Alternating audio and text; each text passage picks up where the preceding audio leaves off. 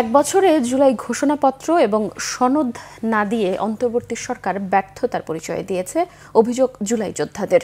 দ্রুত সময়ের মধ্যে জুলাই ঘোষণাপত্র ও সনদ দেওয়ার দাবি জানিয়েছেন তারা। মঙ্গলবার সকালে জাতীয় প্রেসক্লাবের সামনে মানববন্ধন করেন তারা। এ সময় বলেন, যে স্বপ্ন নিয়ে আবু সাঈদ মুগ্ধরা শহীদ হয়েছেন তা পূরণ হয়নি। এই সরকার জুলাই যোদ্ধাদের প্রত্যাশা পূরণে ব্যর্থ হয়েছে। এছাড়াও জুলাই যোদ্ধাদের রক্তের বিনিময়ে যারা উপদেষ্টা হয়েছে তারাও জাতির সাথে প্রতারণা করেছেন বলে অভিযোগ তাদের। এ সময় তারা শহীদ পরিবার ও আহতদের উন্নত চিকিৎসার দাবি করেন। জুলাই নিয়ে যারা ব্যবসা করছেন তাদের বয়কটেরও আহ্বান জানান তারা। এরপর একটি বিক্ষোভ মিছিল দোয়েল চত্বর হয়ে শাহবাগে এসে শেষ হয়। এ সময় তারা নতুন বাংলাদেশের বর্ষপূর্তি উদযাপন উপলক্ষে জুলাই ঐক্যের কর্মসূচি ঘোষণা করেন। জুলাই ঘোষণাপত্রের আহ্বান জানিয়েছিল, তখন সরকারের এক উপদেষ্টা বলেছিল এই ঘোষণা কোনো সংবিধানে অন্তর্ভুক্ত করা হবে না। আপনারা দেখেন নাই?